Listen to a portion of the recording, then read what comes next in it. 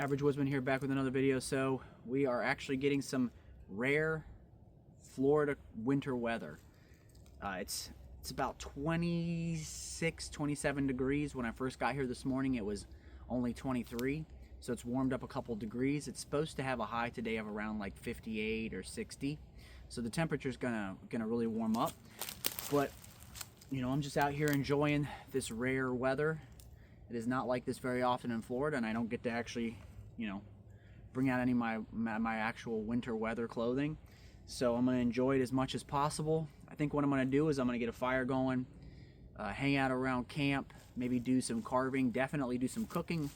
I got a couple squirrels a few days ago, and I made some buffalo squirrel dip, and I'm gonna heat that up. I brought some tortilla chips with me. Just have like a breakfast, brunch thing, whatever you want to call it, and just kind of enjoy myself, maybe do some carving, just hang out in the woods and enjoy this weather while it lasts, because it's pretty rare here in Florida. You know, it's 10 months out of the year or so we have hot weather, super hot weather, and to have it be where there is actual frost on the ground and puddles, the puddles have ice on them, is pretty rare, especially for this part of Florida. So let's go ahead and get into the video. So actually, one of the keys to getting a good fire started, or getting a fire started quickly, especially in adverse weather conditions, you know, if it's really cold, it's really wet, the key is not only having the right tinder, but also having good dry tinder. So in this instance, I'm gonna go with a bunch of, these are pine branches, and a lot of twigs, things like that. You want to have less than a pencil size, so smaller than a pencil, somewhere between a pencil lead and a pencil the size of a pencil. Those are really good for a fire lay. For your fire lay, you want to have that twig bundle together, and you want to make sure it's as dry as possible. All this is dry. We did get a lot of rain, but you hear how this is snapping. This is all nice and dry. These are nice, small, thin pieces that are going to work really well for my twig bundle that I can put over my fire once I get a flame. Today I'm going to use some lighter knot. That's what we call it here in the South. Fat wood, they call it that up north. I have a bunch of fat wood that I collected probably a couple weeks ago, a month ago. I have a separate video on how to find and collect fat wood. I'll put that down in the description so you guys can watch that video. But yeah, just as much fine, small twigs. You can put this over your open flame, and if it's nice and dry, it'll ignite right away, and you don't need to fuss with an actual tinder bundle. So I wasn't planning on this being any type of a fire tutorial or anything like that, but while I was out here making one in this cold weather, I figured I would just go over what I'm doing. So I have my tinder bundle here. In this instance, I have a big chunk of fat wood, and I'm gonna baton this down, make a couple feathers, probably feather sticks with it, and ignite it with my ferro rod. Honestly, with something like this, if you're in an emergency and you have fat wood, you don't have to make feather sticks. You don't have to use the spine of your knife to, you know, make really fine shavings. You can just especially if you have some smaller pieces of it, if you have this actually processed down into the right size, all you have to do is just ignite this with a lighter. It'll light right up, burn really hot, and burn for a long time. But since I have this big chunk, I'm gonna go ahead and process it down. You can also use, if you don't have something like fat wood, say that you're out in the woods and you come across something, you could use a tinder bundle, you know, cedar bark, bold cypress bark, the fibers from a palm. If you're up north, there's plenty of things you can use. You can use tulip poplar bark. I mean, there's a million things up there. I'm here in the South, here in Florida, so we don't have things like tulip poplar down here. We don't have a lot of the trees that you guys have up north, but we still have a lot of things that we can use down here. Especially, we have a lot of fat wood. We have cedar. We have bold cypress. We have all those types of things that I like to use a lot, and you guys have seen in a lot of my videos. But let's go ahead and process this down.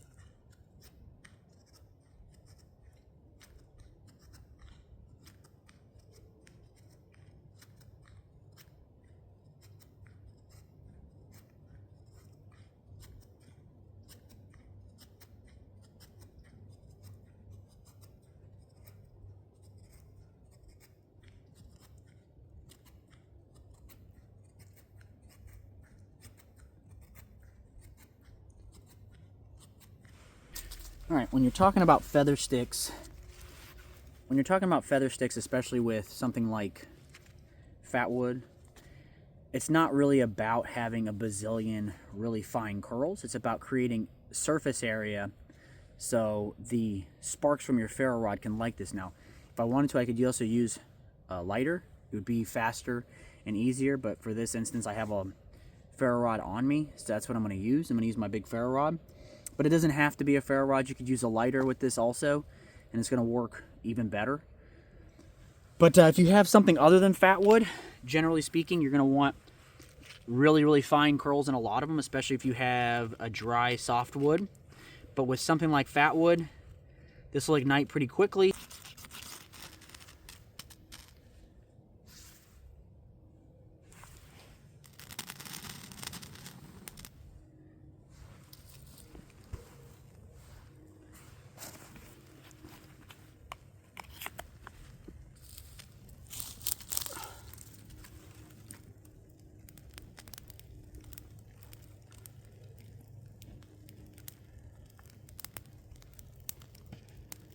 Even though this stuff is drier, it's not the driest. We've got a lot of rain the last several days, a lot of rain.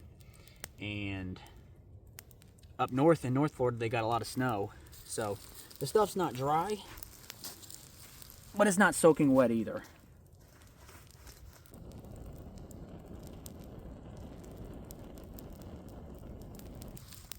So what I'll usually do is especially if I'm gonna cook with the fire that I'm making, I'll start off with something like pine. Get the fire started with pine, and I'll let that burn down, and then I'll throw something that's a better cooking wood on, like oak or something along those lines, once I get a decent coal bed here. And then I'll use the oak to cook with. And like I said, I'm gonna make something. I'm gonna make like breakfast, just like a snack while I'm out here.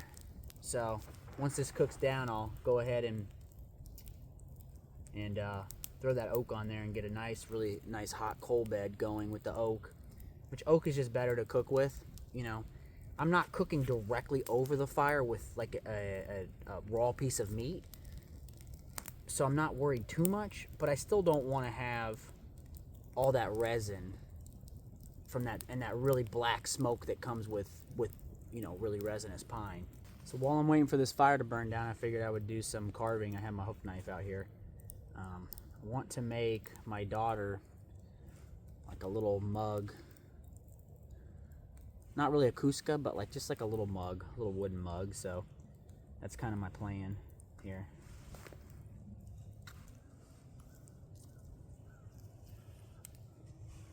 So I've done this quite a few times. You just get a coal off the fire. Go ahead and put it in there and just kind of blow. It'll get going real good. And then you'll start to burn this little concavity out, and then you can carve it. If you have a hook knife like I do, I'll carve it.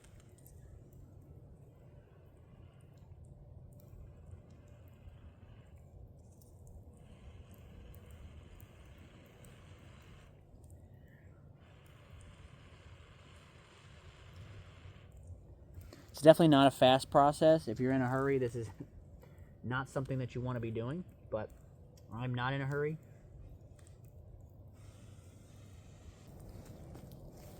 As you can see, it's slow and tedious. It takes time, but eventually this is going to be a little tiny cup. All right, now that I got a pretty decent fire going here, got some decent coals, I'm going to throw my buffalo squirrel dip here on the fire in my cup and make some lunch. Just trying to heat it up. It's already cooked, so I just want to heat it up a little bit.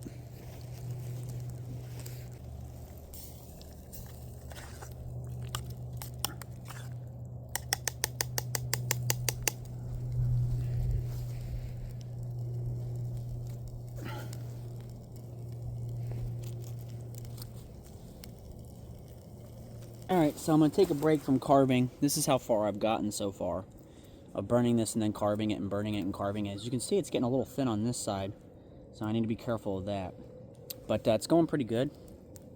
I'm going to try and get it down, you know, a decent amount, and then I'm going to carve this out a little bit just for decoration and clean it up on the sides. I think it's going to be pretty cool once it's done. But I'm going to take a break. I'm going to try this out. It's good. Very good. Good flavor. A little bit of heat to it. I'll go ahead and put the recipe down in the description of the video so you guys can see it. Obviously, you guys don't have to use squirrel. You can use whatever you want. You can use chicken, whatever you have around camp or around the house.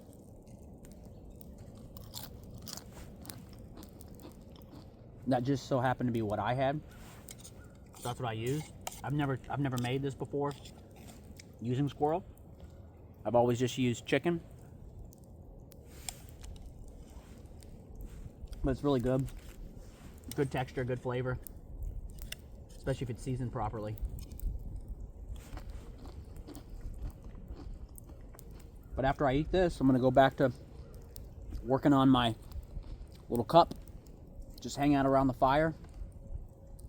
And that's going to be probably pretty much it for today, guys. I'm not done with the video. I kind of want to show the progress of the cup. But I'm going to eat this right now, and then I'm going to get back to the cup.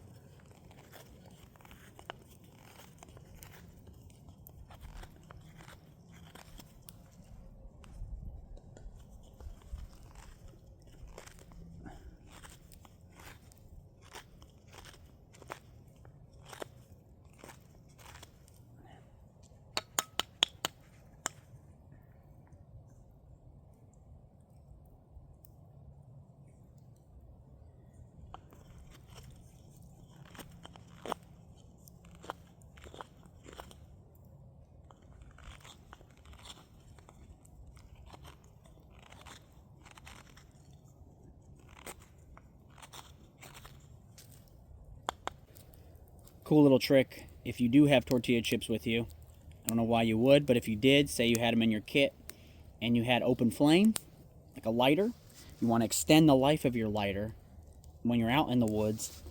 You can take the tortilla chip because they are fried. You can light the corn tortilla chip.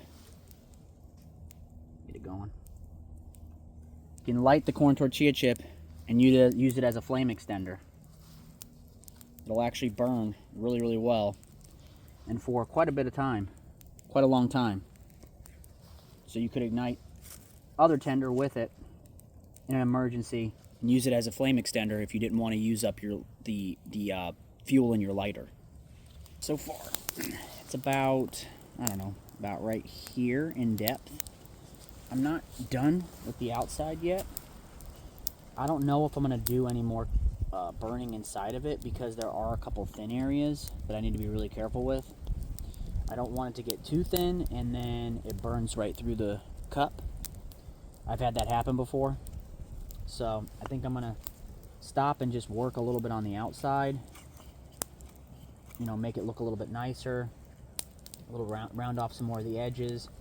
Work on the bottom, work on the top a little bit. And just kind of make it into more of a functional cup that can be used.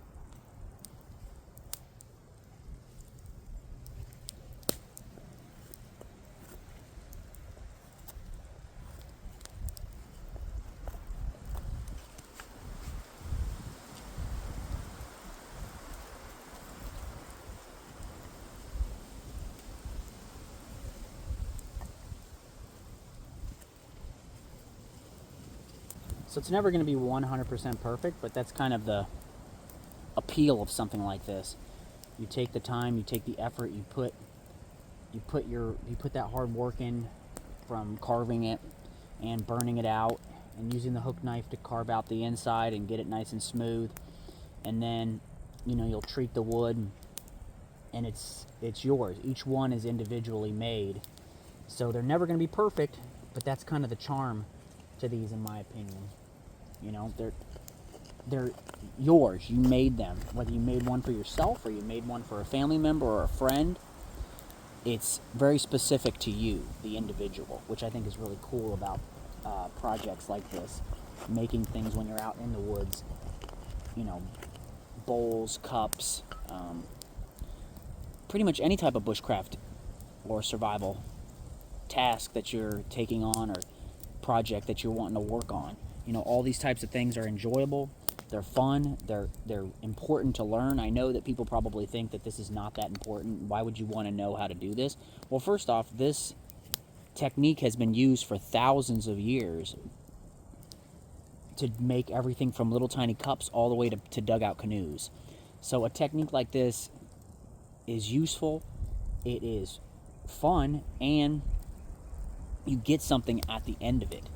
You take the time, you put the effort in, and yeah, it's slow and tedious, but you know, at the end you have a cup or a bowl or a mug, or, you know, if you wanted to take the time and effort, an entire canoe can be made using this technique. So, you know, it's just, I just kind of wanted to mention that a little bit, that a lot of people, when you talk to them about certain types of skills like bushcraft skills and stuff like that, they don't really understand why. And it's because we want to learn as people who are wilderness, I wouldn't say experts, but wilderness people who are interested in wilderness living skills. We like to try things, we like to experiment with things, we like to take on tasks, and we like to take on things that will grant us some sort of gratification at the end, like making a cup, or building a primitive shelter, or learning how to make a fire by friction or with a flint and steel. These are all old techniques and old skills that have been around for centuries, that our ancestors used, and someone in 2025 can still master these skills and use them the same way that our ancestors did hundreds or even thousands of years ago, which I think is really cool. But I'm going to get off my soapbox. I'm going to go test this out just to see, make sure it holds water. And I also want to clean out my stainless steel cup from when I made the buffalo squirrel dip, and probably going to close this video out.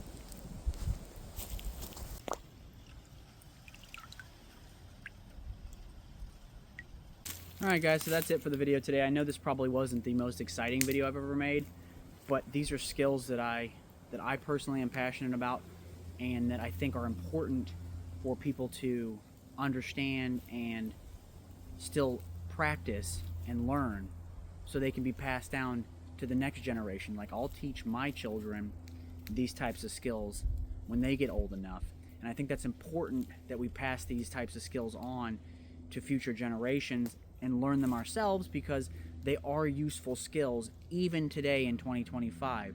So that's pretty much the video. When I get home, I'll take a little bit of tung oil and I'll put that on the cup to help seal it and help keep it water resistant, and it is food safe, so the cup could be used. I'm going to carve a little bit more on the outside of it just to get it a little bit more comfortable, more rounded. Remember to like, subscribe, share these videos with your friends and family. Be safe, stay dangerous, and I'll catch you in the next one.